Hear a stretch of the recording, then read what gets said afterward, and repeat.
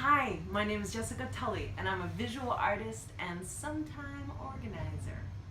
Today I'm going to be reading from Rad American Women A-Z, written by Kate Schatz and illustrated by Miriam Klein-Stahl.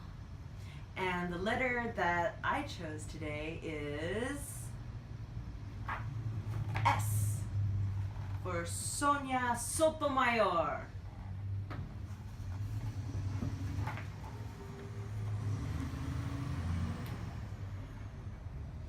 Sonia Sotomayor, who reminds us to be fierce and fair all at once. Sonia Sotomayor was raised in a housing project in the Bronx in the 1950s. Her parents came to New York City from Puerto Rico, where they both had only limited opportunities for education. They didn't speak much English, and they worked hard so that they could send Sonia and her brother to a good school. Sonia was very smart. She had perfect attendance and the best grades in the whole school. She was also brave. When she was 7, she was diagnosed with juvenile diabetes, a disease that affects the way your body digests sugar. She had to give herself a shot every day, all by herself. Even as a child, Sonia always loved the law. She read all the Nancy Drew books and thought of becoming a detective. But then she learned about judges and lawyers, and that changed her mind.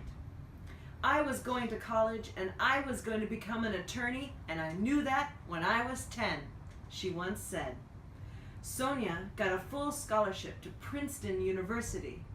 She was thrilled, but there were hardly any other Latinos there. And most people came from families with lots of money, nothing like what she knew back in the Bronx. She felt like a visitor landing in an alien country. At first she felt too intimidated to ask questions during class, but Sonia believed in herself and knew she deserved to be there.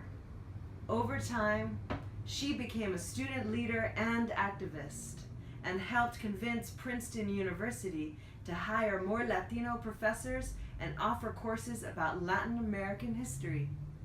At graduation, she was the top of her class yet again.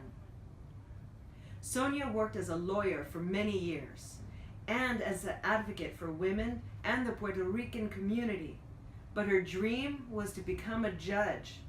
When it happened, Sonia was the first Puerto Rican woman to become a judge in a U.S. federal court. In 2009, President Obama called Sonia to see if she would like to join the Supreme Court, the most important court in the United States. She was so excited that she put her hand over her chest to calm her pounding heart.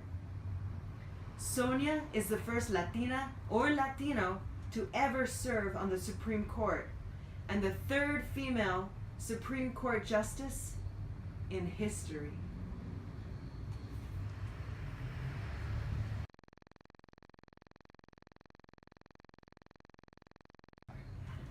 Well, I chose Sonia Sotomayor because I was raised by a bunch of feminists and feminist lawyers and law professors who taught the constitutional law. So we always had our eyes on the Supreme Court. And when Sonia was appointed by President Obama to be a Supreme Court justice, we went bananas because it was obvious that she was going to be one of the best legal minds, and also has the breadth of knowledge and awareness of what women's lives are really like, what Latinos' lives are really like, and there was going to be someone who looked like one of us on the Supreme Court.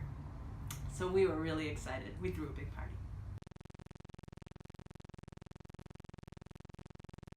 What advice I would have for future Rad American women is to be yourself, to listen to yourself, and to surround yourself with really great female friends and coworkers and girlfriends who can also listen to each other and believe in one another and support one another as you go through life, and as you continue to find your path and not be worried about what other people think of you or what other people are doing.